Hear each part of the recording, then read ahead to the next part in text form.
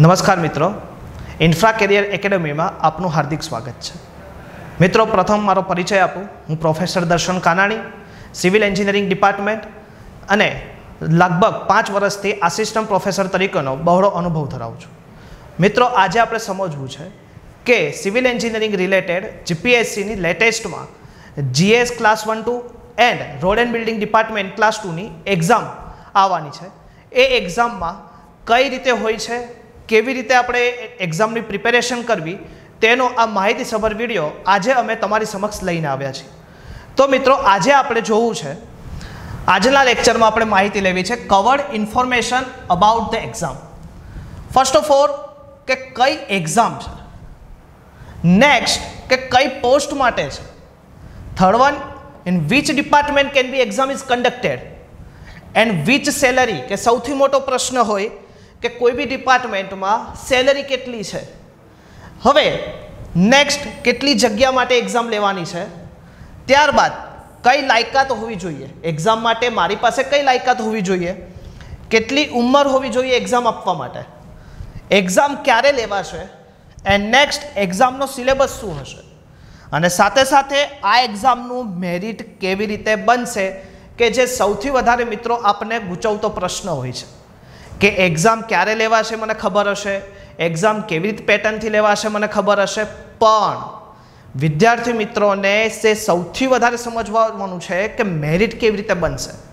તો આ લેક્ચરમાં આપણે આ સમજવાનું છે। તો મિત્રો, સ્ટેપ બાય સ્ટેપ આપણે આજે આ સમજીએ કે આપણને ખ્યાલ આવે કે એક્ઝામમાં કેવી રીતે મારે પ્રિપેરેશન કરવી, કયા માર્ગે મારે પ્રિપેરેશન કરવી, કેમ કે આપણી પાસે હવે સમય ઘણો ઓછો છે, કેમ કે મહેનત કરવાવાળા લગભગ 6 થી 7 મહિના પહેલાં પૂર્વેથી મહેનત ચાલુ કરી છે, પણ આપણે માટે બી હજી સમય ગયો નથી।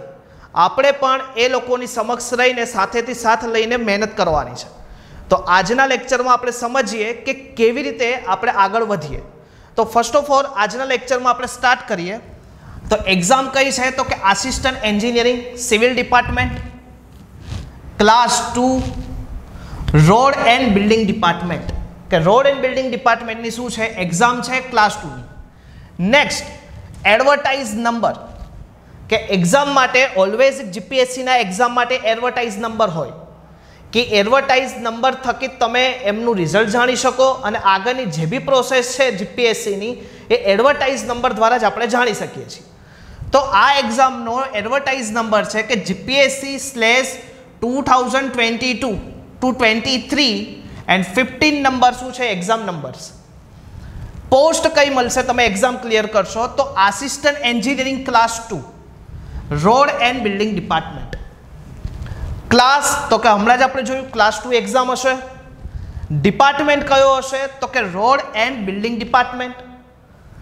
નેક્સ્ટ ડિસ્ક્રિપ્શન ઓફ ડ્યુટી, કે મિત્રો આ એક્ઝામમાં હું ક્વોલિફાય થાઉં તો મારે કઈ ડ્યુટી કરવાની છે, તો તમારે ઓલ સ્ટેટ પાસેની all the duties and responsibility the assistant engineering road and building department, કે તમને ડિપાર્ટમેન્ટ દ્વારા જે પણ કાર્ય આપવામાં આવે કે લીગલ ડિપાર્ટમેન્ટ આરએનબી દ્વારા એ તમારે કરવાનું થશે।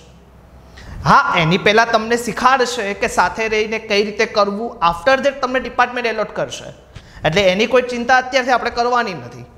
નેક્સ્ટ પે સ્કેલ શું હશે, તો પે સ્કેલ 9,300 to 34,800 થી grade pay 4,600 as per 2060 pay matrix level 8 minimum rupees તમારો સેલરી 44,900 થી થઈને 1,42,400 સુધી થઈ શકશે। તો આ એટલા માટે સમજવાનું કે મિત્રો આપણને અંદરથી થનગનાટ થાય કે મારે કંઈક કરવું છે, તો એટલા માટે આ તમારી સમક્ષ હું સમજાવું છું કે આપણને ખ્યાલ રહે કે આપણે જે એક્ઝામની પ્રિપેરેશન સ્ટાર્ટ કરી છે એ પ્રિપેરેશનમાં આપણને એક ટુ ઝેડ ઇન્ફોર્મેશન આપણી પાસે હોવી જોઈએ। ક્લિયર? નેક્સ્ટ કે આ એક્ઝામમાં પ્રોબેશન રાખવામાં આવેલું છે। પ્રોબેશન પીરિયડ કેટલો છે 2 યર્સ, એટલે કે પ્રોબેશન એટલે કે અજમાયશી ધોરણ, કે તમને 2 યર્સ સુધી કોઈ ડિપાર્ટમેન્ટ હેન્ડઓવર નહીં થાય, કે તમને ઓનલી ફોર અજમાયશી શીખવવામાં આવશે। તમારા 2 વર્ષ એક સાથે પૂરા થઈ જશે કે એકદમ સરળતાથી કે આ છોકરો શીખવામાં સક્ષમ છે અને આગળ વધવામાં સક્ષમ, તો તમને પ્રોબેશનમાંથી 2 યર પછી કે તમને કોઈ લીગલ ડોક્યુમેન્ટ કે ડિમાન્ડ દ્વારા ડ્યુટી કે સ્ટેટ ગવર્મેન્ટ દ્વારા તમને આગળ વધારવામાં આવશે. તો પ્રોબેશન પીરિયડ શું છે? 2 years. Clear? Most probability government જોબમાં એવું થતું જ નથી. એ 2 years only for the probation. પણ હજી સુધીમાં એવું મેં સાંભળ્યું કે કોઈને કાઢી નાખ્યા એટલો કોઈ જ પ્રશ્ન અહીંયા રહેતો નથી. પણ પ્રોબેશન 2 years શું હોય છે કે આપણું ફિક્સ પ્રોબેશન, એટલે કે ત્યાં સુધીમાં આપણને જે સેલરી ડિસાઇડ થયેલો હોય એ જ સેલરી મળવાપાત્ર થશે. અને સાથે સાથે આપણને જે ટેકનિકલી સાઉન્ડ કરવા માટે જે લેક્ચરો સિરીઝ થશે, આપણને અધિકારીઓ દ્વારા પ્રેક્ટિકલી કંઈક શીખવાડવા માટે, એ આ સમયગાળામાં થશે. નેક્સ્ટ મિત્રો, હવે આપણે જોવું છે કે કોઈ બી એક્ઝામ હોય તો એની કંઈક નંબર ઓફ પોસ્ટ હોય. તો નંબર ઓફ પોસ્ટ કેટલી છે એક્ઝામમાં? તો જીપીએસસી ક્લાસ 2 દ્વારા લેનાર 2022 ડિવાઇડ 15 કે જે એરોટાઇઝ છે એની નંબર ઓફ પોસ્ટ છે 77 પોસ્ટ. હવે 77 પોસ્ટમાંથી આપણે સમજવાનું છે કે general, SC, ST, SEBC, general EWS, pH અને એક્સ સર્વિસમેનને ડેટા જુદી જુદી જગ્યાઓ માટે એપ્લિકેબલ થાય. હવે કોમન તમને વાત કરું કે ઓપન ટુ કોમન 46 જગ્યા છે. એસસી કાસ્ટ માટે 4, એસટી માટે અહીંયા 0 જગ્યા છે, યાદ રાખજો ખાસ. એસીબીસી માટે 18, ઈડબ્લ્યુએસ જનરલ માટે 9 અને પીએચ 4 ટોટલ. અહીં એક્સ સર્વિસમેન માટે કોઈ જગ્યા નથી. Next, female reserve. Female reserve એટલે કે 46 જે જગ્યા છે જનરલ પૈકીની, એમાંથી 15 જગ્યા શેની માટે છે? ગર્લ્સ માટે અનામત. એસસી કેડરની 4 જગ્યા છે, એમાંથી 1 પોસ્ટ શેની માટે છે? ગર્લ્સ માટે. એસટી માટે કોઈ પોસ્ટ નથી અહીં. એસીબીસી માટે 18 પોસ્ટમાંથી 6 પોસ્ટ ગર્લ્સ માટે રિઝર્વ રાખેલી છે. જનરલ ઇકોનોમિકલ વીકર સેક્શનમાં 9 પોસ્ટ છે, એમાંથી 3 પોસ્ટ શેની માટે છે? ગર્લ્સ માટે reserve post. Same physical handicap person માટે કે 4માંથી 0 પોસ્ટ, એટલે કે ગર્લ્સ માટે અહીં કોઈ પોસ્ટ રિઝર્વ નથી. અને એક્સ સર્વિસમેન 0 પોસ્ટ. એટલે કે મિત્રો ટોટલ કેટલી પોસ્ટ માટે? 77 પોસ્ટ માટે એક્ઝામ લેવાની છે. અહીં તમને કહું, આ તો મેં તમને કાસ્ટ વાઇઝ સમજાવ્યું, પણ મિત્રો જો તમે ગોલ રાખેલો હશે, એક જ ટાર્ગેટ ઉપર મચી પડ્યા હશો, તો આ નંબર તમારી માટે કોઈ જરૂરી નથી. તમારે તો નક્કી જ કરવાનું છે કે મારી એક સીટ કન્ફર્મ હોવી જોઈએ. આરએનબીમાં મારે એટલી મહેનત કરવી છે કે આરએનબીની અંદર મારી એક સીટ શું હોય? કન્ફર્મ હોય કે મારે એ પોસ્ટ ઉપર જોબ કરવી છે. અને એની માટે મારે આજથી જ મહેનત કરવાની છે. એની માટે મારે જે બી ગાઈડન્સ જોઈએ, તો કે જે લોકોએ એક્ઝામ આપેલી છે, કે જે લોકોને ખ્યાલ છે આ એક્ઝામનું, એની પાસે જઈને ગાઈડન્સ લેવાનું છે. ક્લિયર? તો આ કઈ પોસ્ટ હતી? 77 પોસ્ટ માટેની એક્ઝામ. નેક્સ્ટ આપણે વાત કરીએ મિત્રો કે અહીં ક્વેશ્ચન થાય કે એજ ફેક્ટર શું છે, કે કેટલી મારી એજ હોવી જોઈએ કે જેથી હું ફોર્મ ભરી શકું. તો અહીં લખેલું છે કે minimum age must be completed 20 years. તમારા 20 વર્ષ પૂરા હોવા જોઈએ. સાથે સાથે ક્યારે? તો કે એડવર્ટાઇઝમેન્ટના લાસ્ટ ડેટ. અને maximum must no be have completed 36 years on the last of advertisement. હવે મિત્રો અહીંથી તમને ખ્યાલ આવો કે 20 વર્ષથી લઈને 36 years સુધીના લોકો શું કરશે? ફોર્મ ફિલ કરી શકશે. એમાં પણ અલગ અલગ કાસ્ટ વાઇઝ 5 years 10 yearsના રિઝર્વેશન કાસ્ટ હશે. પણ મોસ્ટ પ્રોબેબિલિટી આપણે સમજવાનું થાય કે 20 to 36 યરની બિટવીન જે બી હશે એ લોકો શું કરશે? આ ફોર્મને ફિલઅપ કરી શકશે, કે જે ગ્રેજ્યુએટ સિવિલ એન્જિનિયરિંગ સાથે હોય. એટલે કે આગળ લખ્યું PH description, the candidate having disability D, HH, OA, OL, LC, DW is extra. એની માટે શું છે કે જગ્યા એલોટેડ થયેલી છે કે આવા લોકો એપ્લાય કરે. હવે કેટલી જગ્યા છે એની બી હું નેક્સ્ટ સ્લાઇડમાં વાત કરું છું. Next, essentially qualification. હવે મિત્રો ખાસ એક ક્વેશ્ચન થાય કે એક્ઝામ બાબતે મને ખ્યાલ આવી ગયો, રોડ એન્ડ બિલ્ડિંગ એક્ઝામ છે, મને ખ્યાલ આવી ગયો કઈ રીતે ફોર્મ ભરવાનું છે, પણ મારી પાસે એ એક્ઝામની ક્વોલિફિકેશન છે કે નહીં?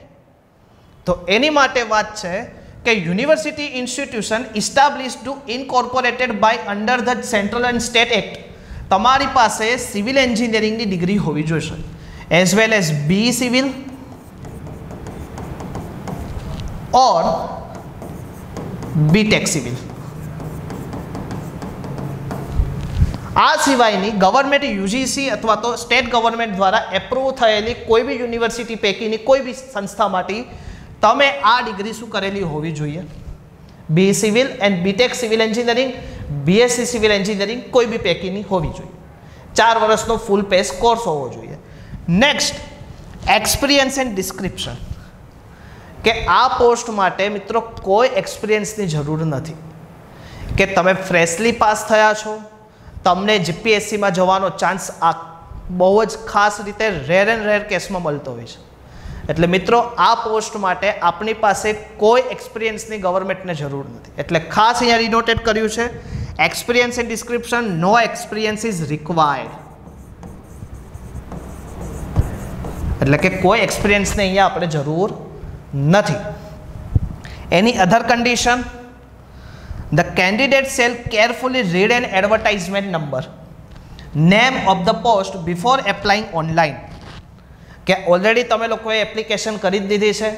9 સપ્ટેમ્બર લાસ્ટ ડેટ હતી. એટલે કે તમે લોકોએ ઓન પેપર જે Ojas site online job application system ઉપર જે રીતે તમે અરજી કરી હશે, પ્રોપર રજ કરી હશે ગાઈડન્સ પ્રમાણે, કે તમે એડવર્ટાઇઝ નંબર હશે તો કે એડવર્ટાઇઝ નંબર મેં હમણાં જ કીધું 2022-23 divide 15 road and building department, આ એક્ઝામ ઉપર ક્લિક કરીને તમે ફોર્મ ભર્યું હશે. તો એ તો બેઝિક માહિતી હતી. તો કે અહીં તમને શું કીધું છે? Any other condition, the candidate shall confirm the application only after verifying the detail field in the application form to any request representation correct any error omission in the confirmed online application or information filled by the candidate shall not be accepted. તો આ ખાસ વસ્તુ ધ્યાન રાખજો કે આપણે application કરતી વખતે આ બધા ડેટાને એકદમ સરખી રીતે, હવે નેક્સ્ટ કદાચ આમાં કંઈક મિસ્ટેક થઈ પણ હોય, કઈ નેક્સ્ટ એક્ઝામ વખતે ફોર્મને એકદમ સરસ રીતે ચુસ્તપણે બધા ડોક્યુમેન્ટ સાથે લઈને ભરવાના, કે જેથી આપણામાંથી કોઈ ક્ષતિ એરર ના રહી જાય. પણ મોસ્ટલી યુઆરએ સિવિલ એન્જિનિયરિંગ, મને ખાતરી છે તમે આવી ભૂલ નહીં જ કરી હોય, પણ ખાસ મિત્રો ધ્યાન રાખવું. નેક્સ્ટ આપણે જોવું છે કે જે મેં પીએચ કેન્ડિડેટ વિશે વાત કરી, તો એના વિશે આપણે ડિટેલ સમજીએ કે એની માટે કેવી રીતે. અહીં આ એક પોઈન્ટ એટલા માટે સમજવાનો છે મિત્રો કે આપણને ખ્યાલ રહે કે જે ફિઝિકલ હેન્ડીકેપ ઉમેદવારો છે એના પણ અલગ અલગ ટાઈપ્સ છે. તો કે પીએચ કેન્ડિડેટ ઇન્ફોર્મેશન, કે ડીએચ કેન્ડિડેટમાં આવે તો કે deaf and HH hard of hearing, તો એની માટે 2 પોસ્ટ રિઝર્વ છે. નેક્સ્ટ ઓએ એટલે કે 1 arm, OL 1 leg, LC leprosy cured, DW dwarfism and એવેવી એસિડ એટેક વિક્ટિમ્સ. આ સંયુક્ત પૈકીની કોઈ બી એપ્લિકેશન કરેલી હશે તો એ લોકો માટે એક જગ્યા શું છે? રિઝર્વ છે. Next SLD specific learning disability, MI mental illness 40 to 70% after MD multiple disability and series number 1 2 3 above as per column 1, કે ઉપરના પૈકી કોઈ બી જાહેરાત નથી થયેલી પણ એવા કોઈ બી હોય એ લોકો માટે 1% શું છે? એક જગ્યા રિઝર્વ રાખેલી. તો આ શું હતું? પીએચ કેન્ડિડેટ માટેનું લિસ્ટ. તો આપણને ખ્યાલ આવી ગયું હશે. એટલે કે જે ફિઝિકલી હેન્ડીકેપ કેન્ડિડેટ છે એ પણ આ ફોર્મને ભરીને મહેનત કરી શકે છે. એટલે ચુસ્તપણે આપણે શું કરવાનું છે? મહેનત કરવાની છે. આવી એક્ઝામ વારે વારે આવતી નથી, ને રોડ એન્ડ બિલ્ડિંગ ડિપાર્ટમેન્ટ જેવી એક્ઝામ છે એવી એક્ઝામને લોકો રાહ જોઈને બેઠા હોય છે કે ક્યારે આવે, અમે તૈયારી ચાલુ કરી દઈએ.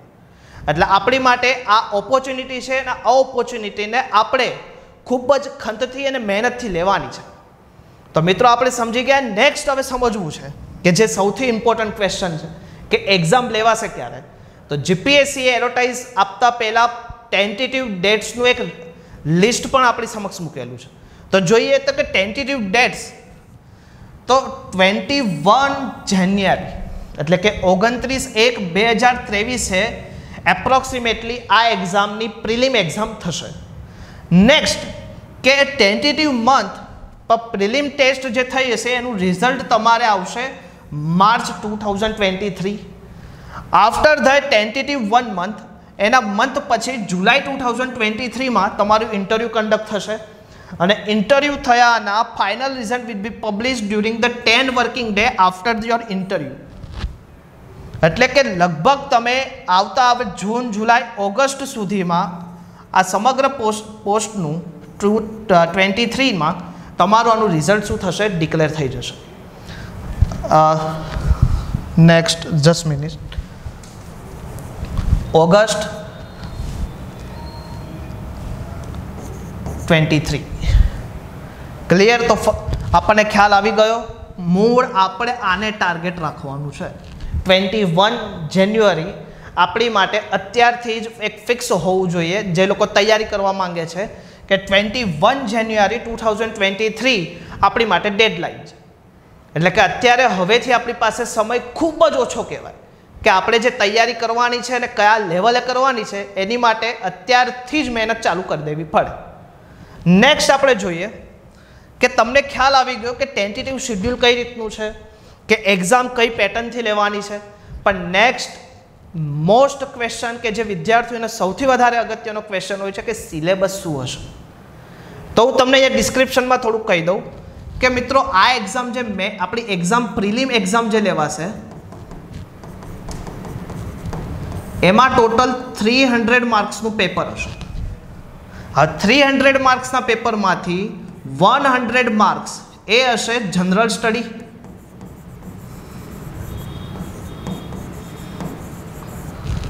એન્ડ 200 માર્ક્સ એ હશે ટેકનિકલ સ્ટડીઝ.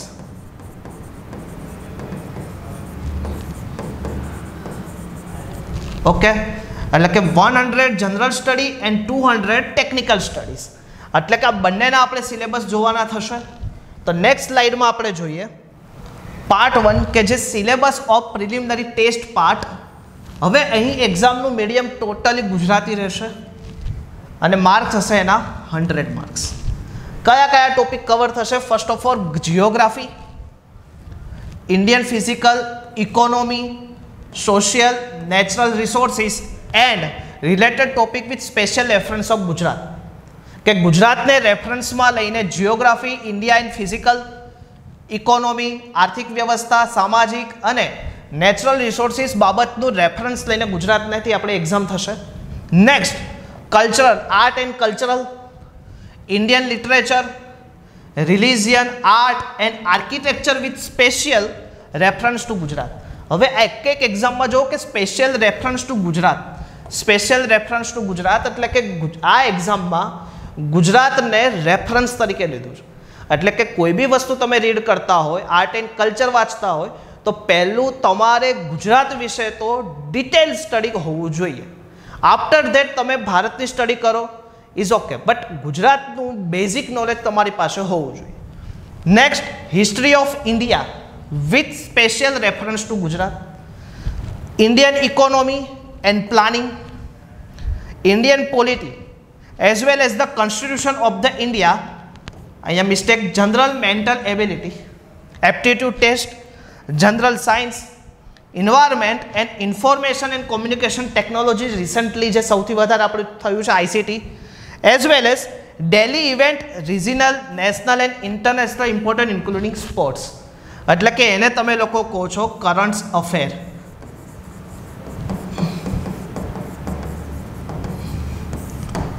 કરંટ અફેર એટલે કે મોસ્ટલી જે એક્ઝામ્પલ આમાં જોઈએ તો કે એક જ વસ્તુ તરીને આવે કે સૌથી પહેલાં તમારે શું કરવું પડશે તો કે ગુજરાતની ભૂગોળ, ભારતની ભૂગોળ, ઇકોનોમી, આર્ટ એન્ડ કલ્ચર, બંધારણને લીધે અમુક મુસદ્દાઓ, એ ડિટેલ આપણે કયા કયા મુસદ્દાઓ કરવા, કયા કયા અનુચ્છેદને આપણે વળગીને ચાલવું એ તમને નેક્સ્ટ લેક્ચરમાં ખૂબ જ ડિટેલ દ્વારા આખું સમજાવવામાં આવશે. તો ખાસ મિત્રો અમારી ચેનલને લાઇક, શેર અને સબસ્ક્રાઈબ કરવાનું ભૂલતા નહીં. મિત્રો આ હતો આપણો જનરલ સ્ટડી 100 માર્કનું પહેલું. નેક્સ્ટ હવે આપણે જોઈએ કે જે સિવિલ રિલેટેડ સબ્જેક્ટ, કે સિવિલ રિલેટેડ કયા કયા સબ્જેક્ટ આવશે કે જે 200 માર્ક કે જેની ઉપર આપણને સૌથી વધારે ફોકસ લઈએ છીએ. આપણે હમણાં નેક્સ્ટ જોશું કે જેની ઉપર આપણે લોકો સૌથી વધારે ફોકસ આઈડિયા કરતા હોય. Syllabus of prelim examination test medium English part 2. હવે મિત્રો અહીંયા પાર્ટ 1 પાર્ટ 2 એટલે કે કોઈ અલગ અલગ ડ્યુરેશનમાં એક્ઝામ નહીં હોય. એક્ઝામ હશે એક જ ડ્યુરેશનની અંદર 150 મિનિટ્સ તમને આપવામાં આવશે અને 150 મિનિટ્સની અંદર જ તમારે એક્ઝામ આપવાની થશે. હવે એક્ઝામની અંદર એક પોઈન્ટ ખાસ યાદ રાખશો કે તમે સાચા આન્સર આપો છો તો 1 માર્ક ઇઝ કરેક્ટેડ, પણ તમે ખોટું ટીક કરો છો તો 0.30 ઇઝ ડિડક્ટેડ. 0.30 માર્ક શું થશે? ડિડક્ટ થશે સાચામાંથી. સેમ ઇઝ ઇટ ઇઝ તમને લોકોને A, B, C, D અને પૈકીનો OMRની અંદર એક E ઓપ્શન આપેલું હશે. હવે તમને ઉપરના પૈકીનો કોઈ આન્સર આપણે કરવો નથી, કેમ કે માર્ક્સ માઇનસમાં જશે, એટલે આપણને આઈડિયા નથી. એટલે OMRની અંદર તમારે ઈને શું કરવું પડશે? બ્લેન્કેટ ફૂલ ઘૂંટીને પૂરું કરવું પડશે. ખબર પડશે?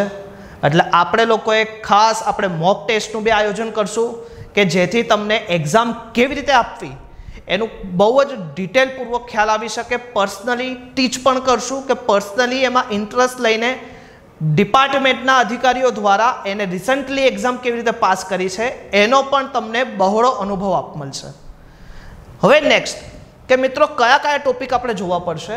આ અત્યારે આપણે મેઇન સબ્જેક્ટનું લિસ્ટ આપેલું છે, એની અંદર અમુક જે બેઝિક્સ ટોપિક્સ હશે એ હવે પછીના લેક્ચરમાં આપણે ડિટેલ સ્ટડી આપણે કરશું. અત્યારે મેઇન સબ્જેક્ટ આ એક્ઝામમાં તમારે કયા કરવાના છે તો જોઈએ તો first of all building material, next solid mechanics, after that structural analysis, next design of steel structure. એટલે કે આ ત્રણેય આ જે થયા કે DRCS and masonry structure and DSS design steel structure, તો આ તમારા શેના સ્ટ્રક્ચર રિલેટેડ ટોપિક થયા. Next transportation engineering and pavement design, construction practices, planning and management, CPM તમે ભણતા, building construction, flow and fluid, hydraulic machinery and hydro power એટલે કે FM, fluid mechanics and hydro power engineering, FM and HM. Next hydrology and water resource engineering, environmental engineering, geotechnical and foundation engineering, and next surveying and geology. હવે એક subject જે અહીંયા મેં લખેલું છે that is bridge engineering.